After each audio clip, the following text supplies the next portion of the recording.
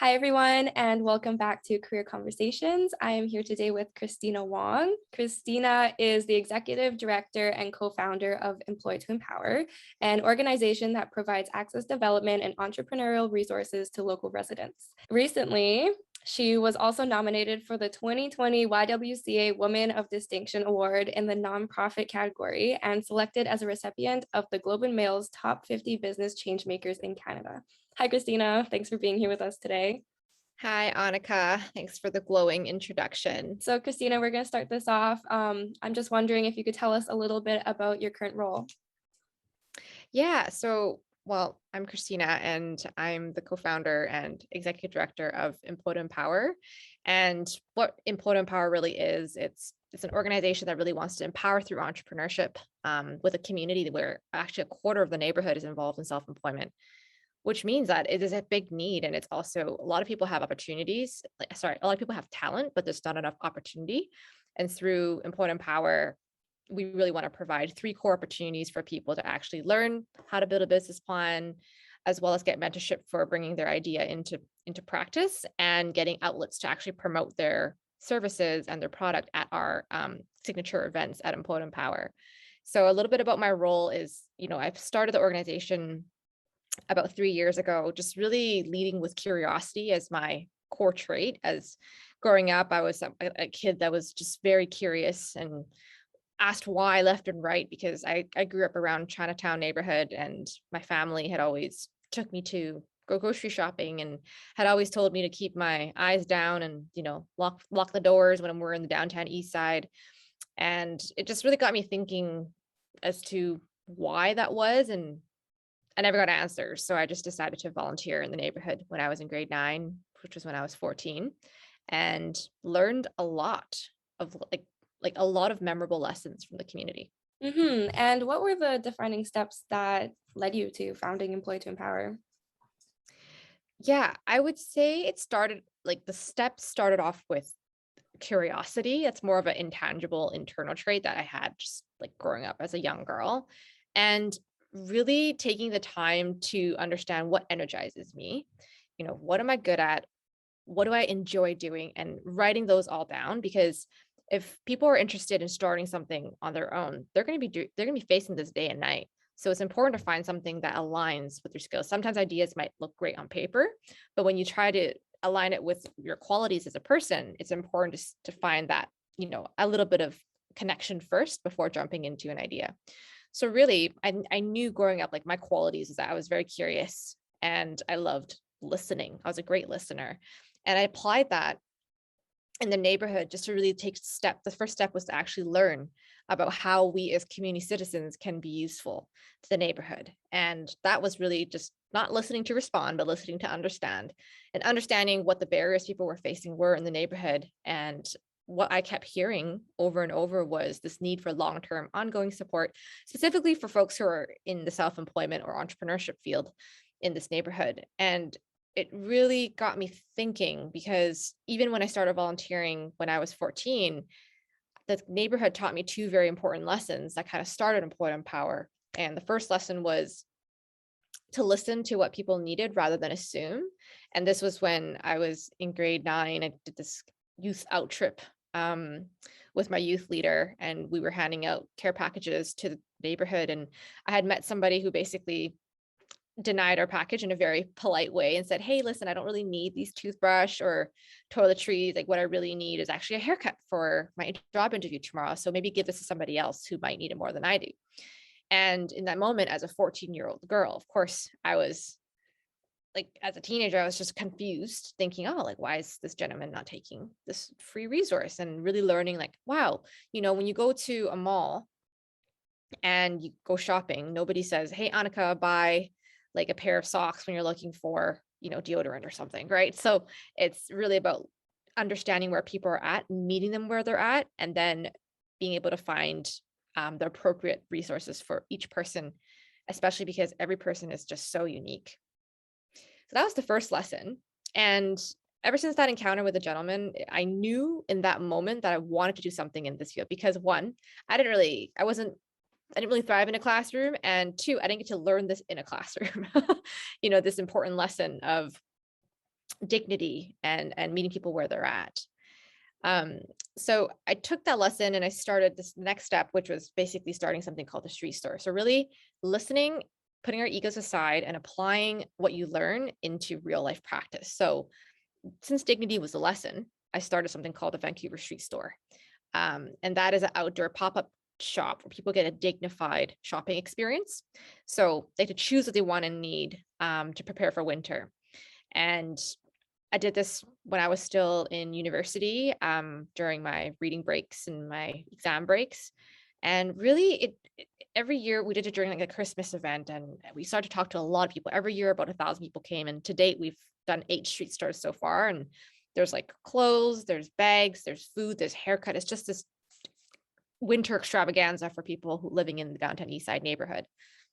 And really, through that event, I learned so much about the need for long-term support and the need for the programs that we offer today. And as soon as I kept hearing it, especially from a family that are self-employed and couldn't afford a gift for their kid, when we met them at the street store, we thought, wow, there's so much more that we can do beyond the store that we've been doing every Christmas. So then I quit my job, my corporate job, and I started Employed Empower in 2018. So how would you describe the experience of working as a charity organization? It's a combination of exhilaration, but also it feels daunting as well, because when I first started this, I have no background in business. I have a background in psychology and a specialization in disability applied behavior analysis, which essentially is an approach that we use to support kids with autism. And it definitely was an eye opener in the sense that I was learning as I went. You know, you run fast and you pivot quick, and that was really the mentality that I had. There are definitely moments where you don't really know what you're doing, and there's moments where you feel like a champ, like a boss. So it's really it's such a human experience to kind of go through these waves of emotions. But I think when you find if you find something that's worth like chasing after and choosing your heart, I feel like it's worth it. So really it comes down to finding something that's worth it, that's worth fighting for and worth getting comfortable being uncomfortable for. Following that, do you have any tips for students starting their job search or for students looking to pursue a similar career path? Yeah, I would, if anyone's thinking of starting anything to do with social entrepreneurship, the first tip I would say is active listening. And what that really looks like translates into is market research, because sometimes it's really easy to come into a community with solutions without involving the community. So there's always a quote that I live by. It's like nothing about us without us, right? So really, if we're trying to support people in the neighborhood, include the voices of people in the neighborhood, whatever the mission or the purpose that the person may be pursuing may be, just really taking the time to get involved. Like, for example, I volunteered, right? So when you volunteer, you're able to actually get to know people in a genuine way. You know, it's not quite transactional. So I found opportunities that allowed me to be in the neighborhood, right? Sometimes you might not get that in your classrooms, that's okay. But that's why I would encourage people to get involved with as many clubs as you can. Find clubs that are aligned with your mission, because I must say, like the skills I have today were all from volunteering. Some of the mental health pieces that I learned in school, I definitely had like opportunities to apply what I learned there in theory, but the people skills, the interpersonal skills, the perseverance, the grit, like that was all outside of the classroom setting. I'm not saying that it's not good to like learn in the classroom, but this is more so just like a personal perspective for anyone who's thinking about starting a charity. The thought of starting is actually, I learned that it's actually quite a scary concept, because people think when I start, everything has to be perfect, you know, and in a society that places perfectionism on a pedestal, I don't blame people for thinking that way. But sometimes starting means calling somebody at a nonprofit and seeing if there's any volunteer opportunities. Sometimes starting means getting online and finding some reports about the neighborhood, learning about the neighborhood.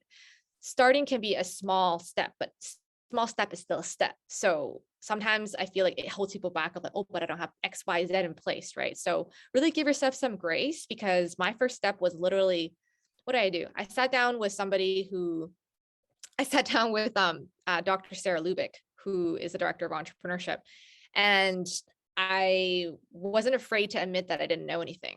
I was like, it takes curiosity to admit what you don't know. And then it takes courage to then learn it. So it's really kind of putting those traits and qualities in practice to get us started. Yeah, that's great. Thank you so much, Christina, for such inspirational and insightful advice and for being here with us today. Thank you for having me. Hopefully it's helpful as a student, because I know as a student myself, I had pivoted like 3 times, and it's okay. Sometimes you can apply what you learn in school in different ways in your practice. It's like, I thought I would be a social worker. I thought I would be working with kids with autism. And I didn't get into school. I didn't get to social work school. I also ended up working with kids with autism for maybe 4 years. And then I was an event planner for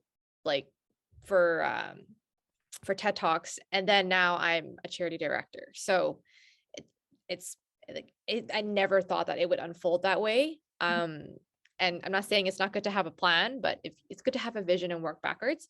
But even if you pivot, it doesn't mean that you're doing something wrong. I feel like each pivot you take really serves a really valuable lesson. So just really encouraging people to, normalize changing your mind and not sticking with one career path or choice. Right. And Christina is an SFU alumna herself. And thank you, Christina. It's really refreshing to hear your story. Thank you. I'm a proud alumna. If you get into entrepreneurship, Venture Connection will have your back. I swear to you. They are the first incubator that, just for context, Venture Connection, I'm not sure if folks would know about this, but I'm just going to do a shameless plug here, because Sarah Lubick and Janice O'Brien they both manage the Venture Connection pillar at SFU. And it's basically, they provide mentors and workshop and just a load of support for anyone who has a business idea. You can, of course, need to apply, but wow. And it really, I got a mentor that used to run charities, and he's also this rock star business development guru, and taught me so much. And we wouldn't be the way that we are today without Venture Connection support. So there are resources out there, people. So, even if you don't end up doing it long run, there's no harm in trying it out. So thank you so much for hosting. Thanks, Christina.